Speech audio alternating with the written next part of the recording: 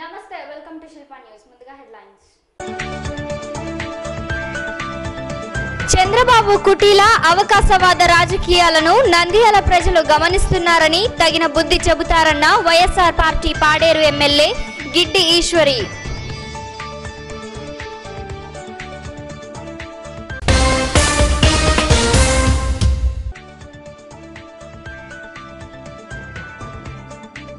ఎన్నికల నియమావళి గురించి వివరించిన ఎన్నికల రిటర్నింగ్ అధికారి ప్రసన్న వెంకటేష్.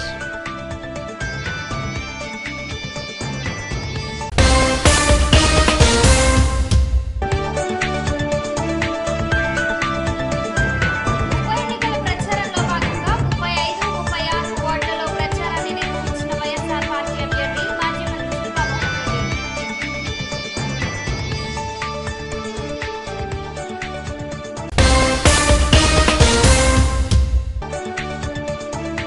వైఎస్ఆర్ పార్టీపై అభిమానం, శిల్పా మోహన్ రెడ్డిపై నమ్మకంతో శనివారం వైఎస్ఆర్ పార్టీ అభ్యర్థి మాజీ మంత్రి శిల్పా మోహన్ రెడ్డి సమక్షంలో గుట్టే పబ్లిక్ స్కూల్ అధినేత రసూల్ ఆజాద్, మహబూబ్ ఖాన్లతో పాటు సుమారు 300 మంది టీడీపీ వదిలి వైఎస్ఆర్ పార్టీలో చేరారు.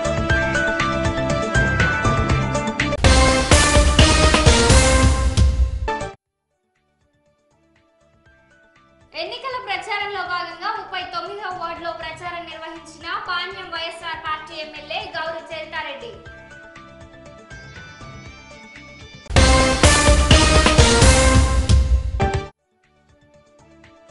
చంద్రబాబు పాలన పిచ్చి తుగ్లక్ పాలనను తలపిస్తుందని విమర్శించిన వైఎస్ఆర్ పార్టీ రాష్ట్ర నాయకులు. నంద్యాల ఉప ఎన్నికల ప్రచారంలో భాగంగా శనివారం 35, 36 వార్డుల్లో వైఎస్ఆర్ పార్టీ అభ్యర్థి మాజీ మంత్రి శిల్పా మోహన్ రెడ్డి ఎన్నికల ప్రచారాన్ని నిర్వహించారు. ఎన్నికల ప్రచారంలో వైఎస్ఆర్ పార్టీ అభ్యర్థి మాజీ మంత్రి శిల్పా మోహన్ రెడ్డి వెంట సిఇసి సభ్యుడు రాజగోపాల్ రెడ్డి, పార్టీకి చెందిన కడప ఎమ్మెల్యే అంజద్ బాషా, కర్నూలు జిల్లా incharge Hafeez Khan, municipal chairperson Desam Sulochana, Markfed ఉపాధ్యక్షుడు పిపి నాగిరెడ్డి, కౌన్సిలర్లు అమృత్ రాజ్, జాకీర్ హుసేన్, కృష్ణమోహన్, వైఎస్ఆర్ పార్టీ నాయకులు గుమ్మనూరు జయరాం, సంజీవారెడ్డి, కైపరాముడు, బివై రామయ్య మరియు వైఎస్ఆర్ పార్టీ కార్యకర్తలు పాల్గొన్నారు. ఈ ప్రచార సందర్భంగా వైఎస్ఆర్ పార్టీ అభ్యర్థి శిల్పా మోహన్ రెడ్డి ఇంటింటి ప్రచారం నిర్వహిస్తూ దివంగత నేత వైఎస్ రాజశేఖర్ రెడ్డి చేపట్టిన సంక్షేమ పథకాల గురించి వివరిస్తూ, వైఎస్ఆర్ పార్టీ ప్రకటించిన నవరత్న పథకాల గురించి తెలియజేస్తూ, తాను చేసిన అభివృద్ధి సేవా కార్యక్రమాలకు గుర్తు చేస్తూ ఉప ఎన్నికల్లో తనకు మద్దతు ఇవ్వవలసిందిగా కోరారు. ఈ ప్రచార యాత్రలో వైఎస్ఆర్ పార్టీ అభ్యర్థి మాజీ మంత్రి శిల్పా మోహన్ రెడ్డికి మహిళలు అడుగడుగున హారతులిచ్చి ప్రజలు ఘనస్వాగతం పలుకుతూ తమ అభిమానాన్ని చాటుకున్నారు.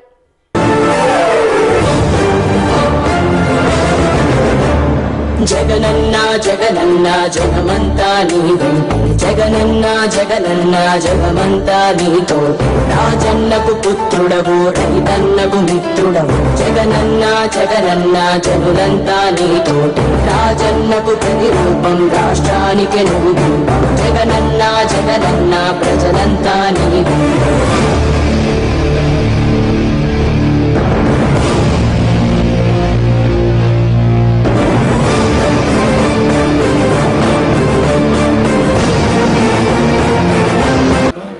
మరి ఎన్ని రకాల అధికార బలాన్ని ఉపయోగిస్తూ చాలామంది బయట పాత్ర గురి చేస్తూ ఉన్నారు.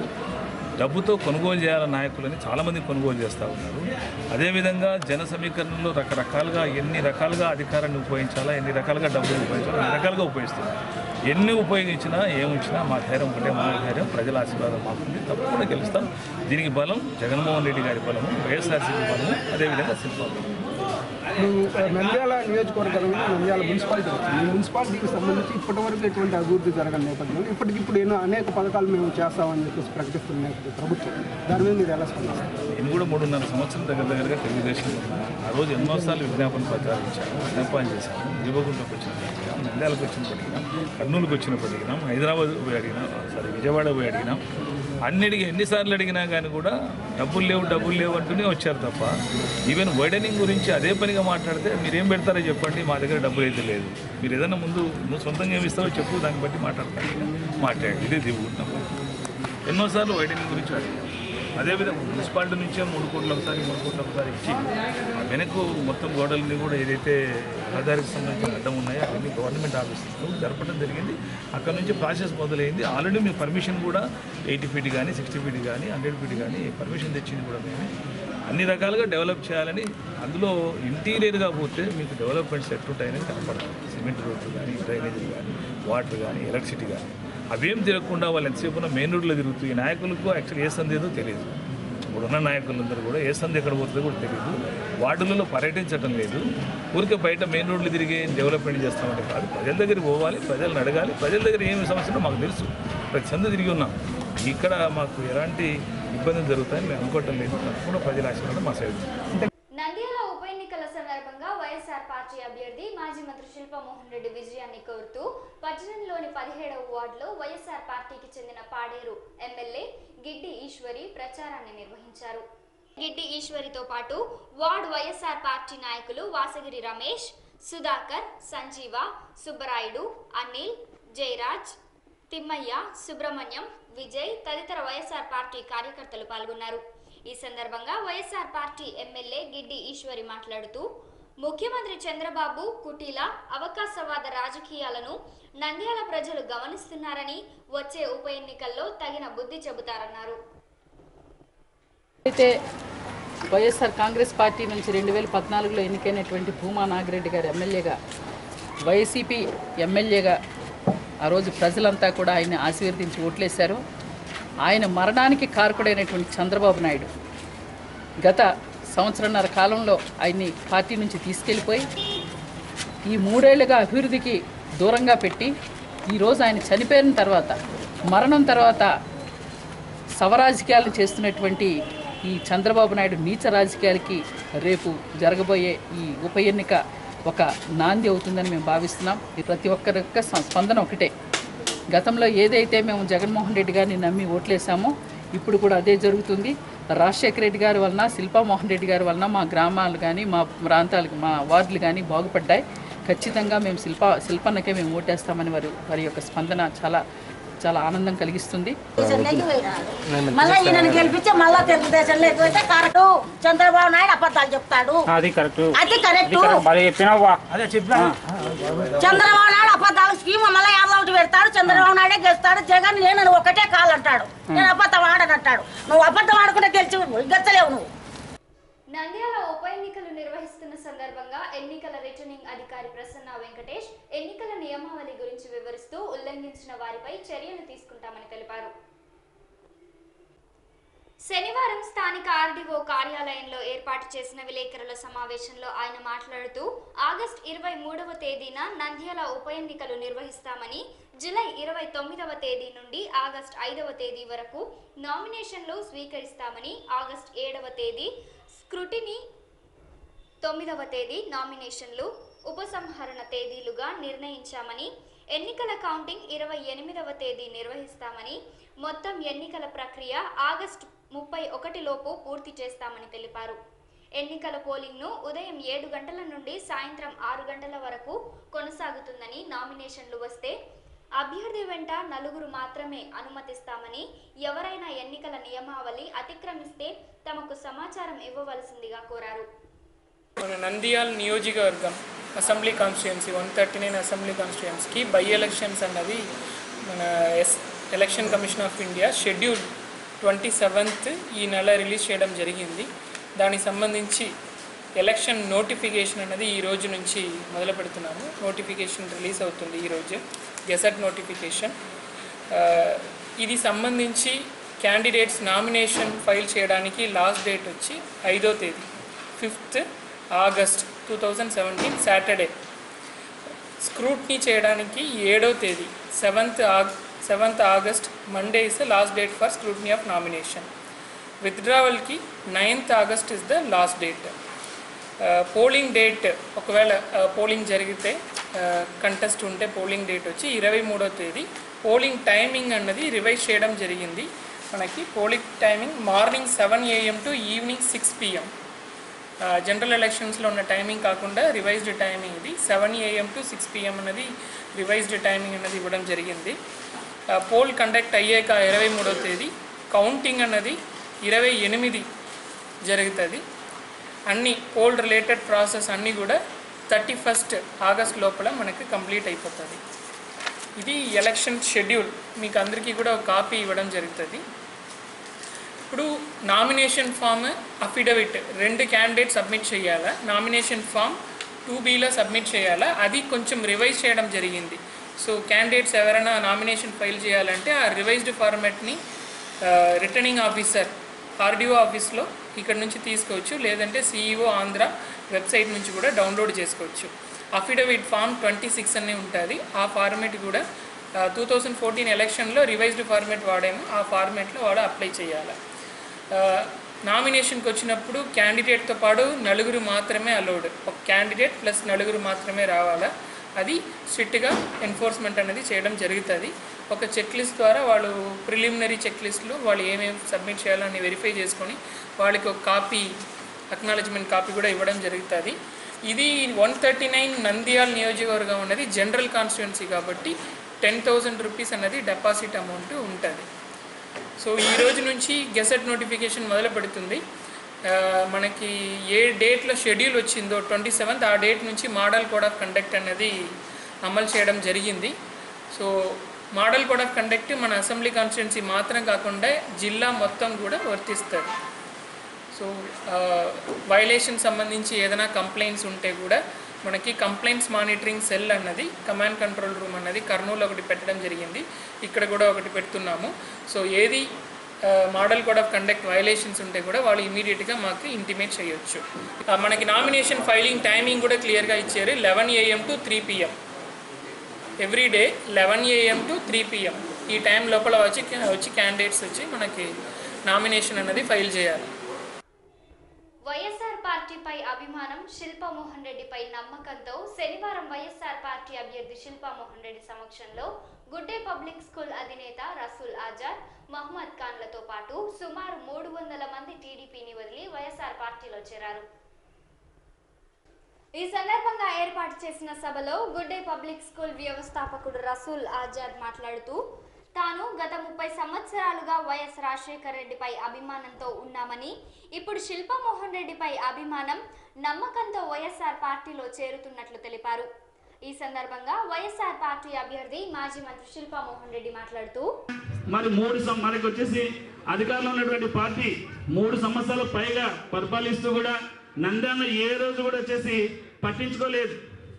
మెయిన్గా ఆధారపడి ఉంది.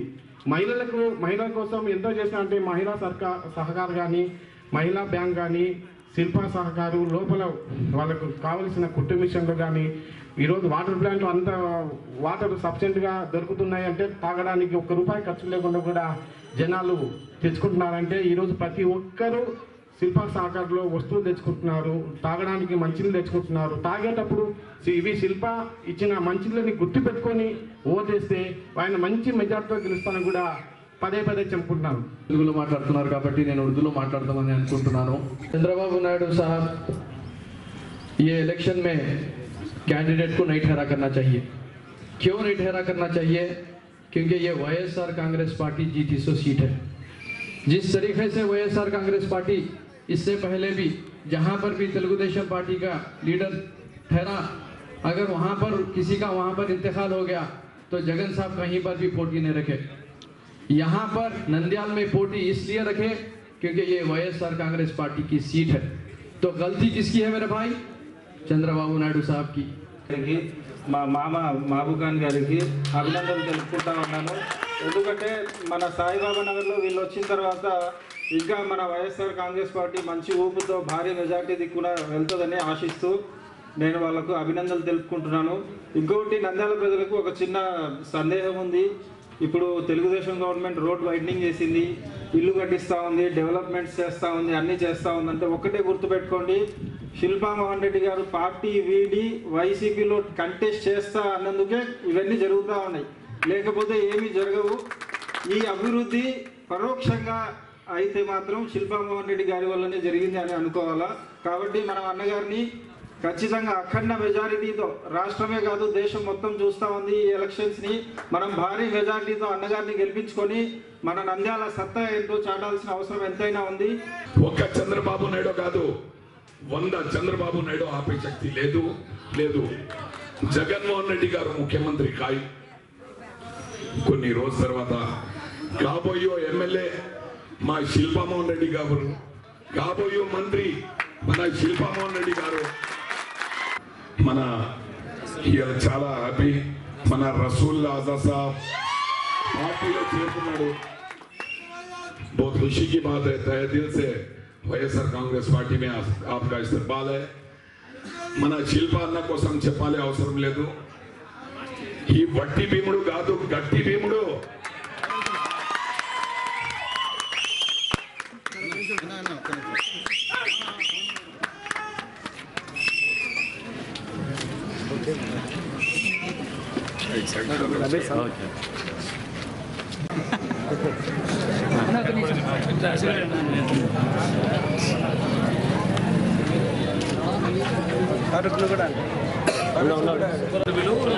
మళ్ళీ అయిపోయినా చేసుకో.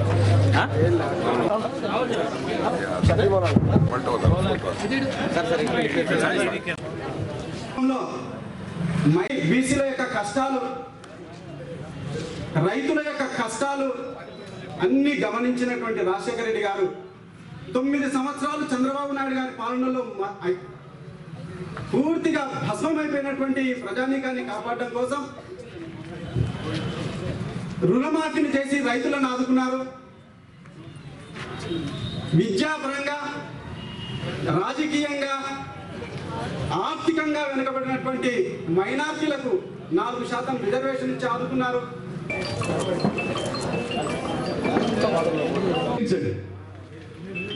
ఇంత ఎన్నిసార్లు అన్నం పెట్టామో, ఎన్ని చీరలు పంపిణీ చేశామో, ఒక్కటేసారి 65,000 చీరలు పంపిణీ చేశాం.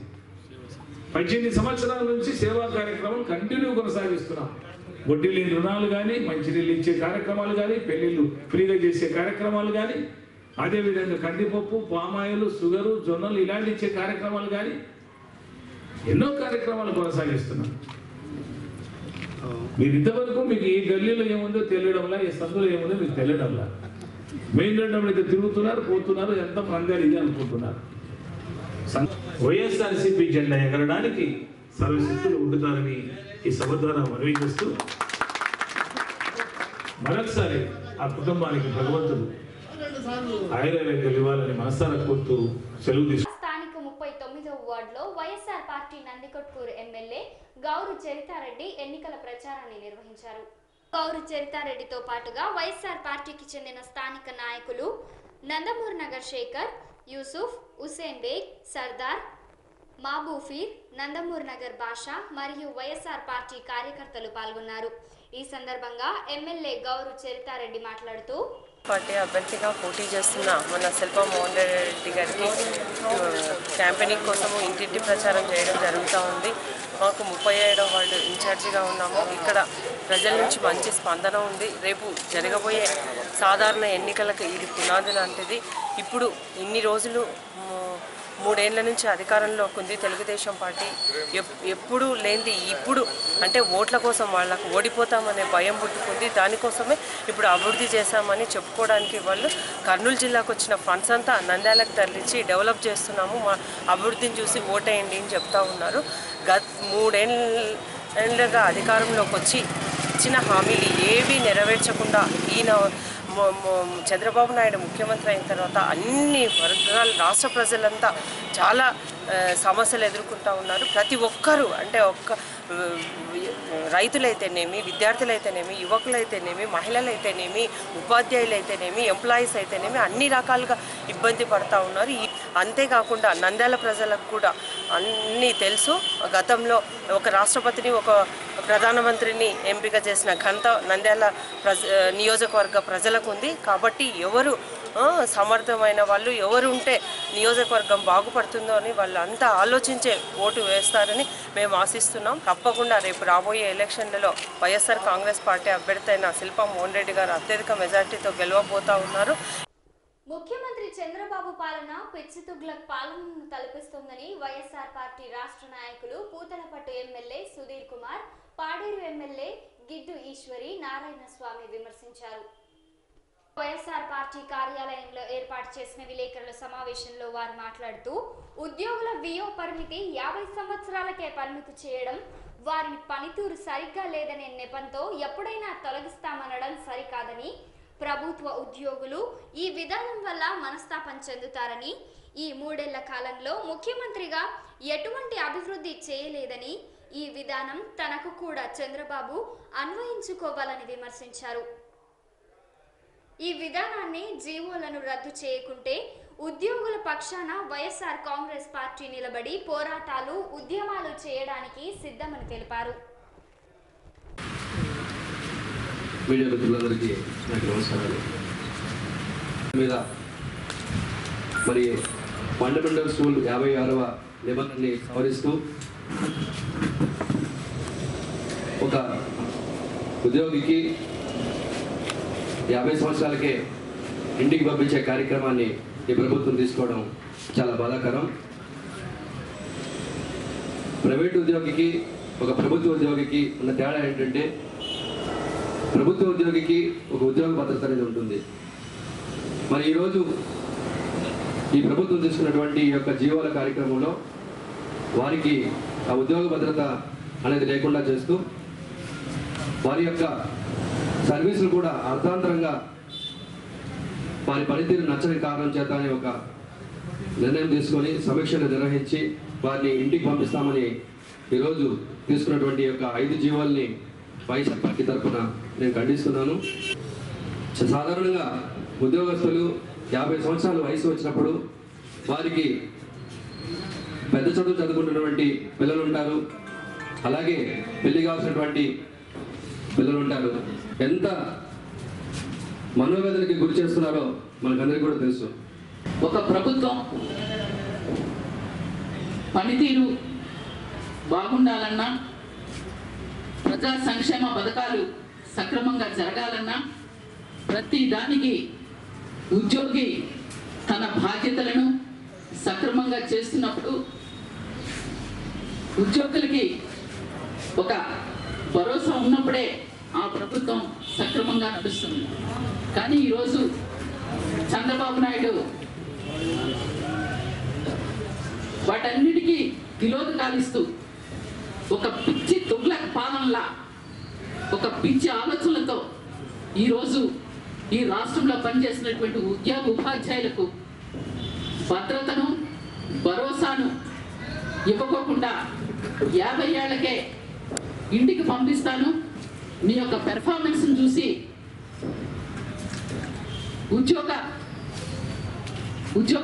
ఉద్యోగస్తులందరినీ కూడా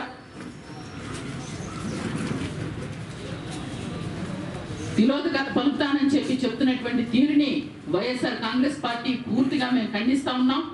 ఒక ఉద్యోగికి పెర్ఫార్మెన్స్ చూసి ఎటువంటి షోకాస్ నోటీసులు కూడా ఇవ్వకుండా 50 ఏళ్లకే ఆయన యొక్క ఉద్యోగాలు పదవీ విరమణ చేయకోకుండా ఇంటికి పంపిస్తానంటున్నారే. మరి ఈరోజు మీరు ముఖ్యమంత్రి అయ్యి 3 ఏళ్ళు అయ్యింది. ఆ రోజు మీరు నమ్మబలికినటువంటి మోసపు మాటలకి నమ్మి ఈరోజు ప్రజలంతా కూడా మిమ్మల్ని ముఖ్యమంత్రిని చేశారు. ఈ 3 ఏళ్ల కాలంలో మీ పెర్ఫార్మెన్స్ ఏమైంది? మాకు తెలిసి మీరు చేసినటువంటి పెర్ఫార్మెన్స్ 0.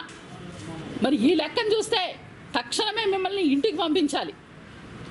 ఈరోజు మనం అందరం ఏకమవుతాం.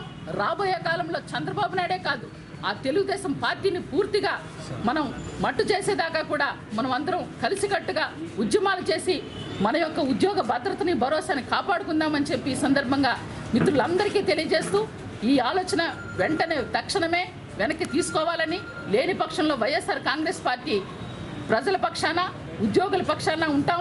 ఏదైతే ఉద్యోగ ఉపాధ్యాయ వ్యతిరేకంగా ఉన్నటువంటి చంద్రబాబు నాయుడు ఆలోచనని ఖచ్చితంగా మేము ఖండిస్తున్నామని చెప్పి ఈ సందర్భంగా నేను తెలియజేస్తున్నాను.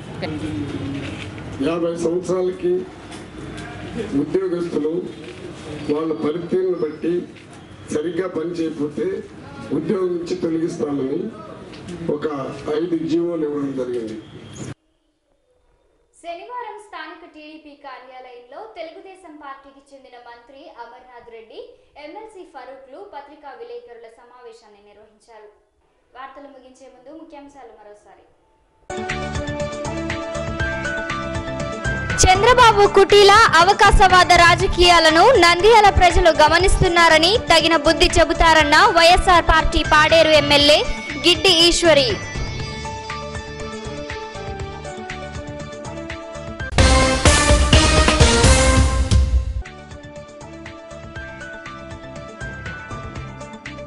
ఎన్నికల నియమావళి గురించి వివరించిన ఎన్నికల రిటర్నింగ్ అధికారి ప్రసన్న వెంకటేష్.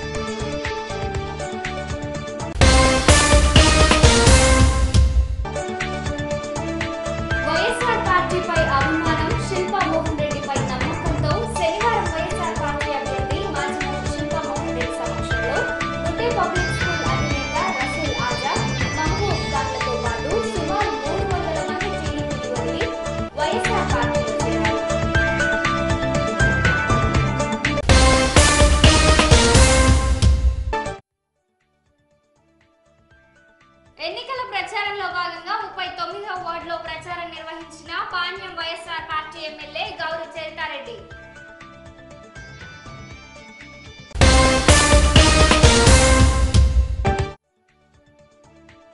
చంద్రబాబు పాలన పిచ్చి తుగ్లక్ పాలనను తలపిస్తుందని విమర్శించిన వైఎస్ఆర్ పార్టీ రాష్ట్ర నాయకులు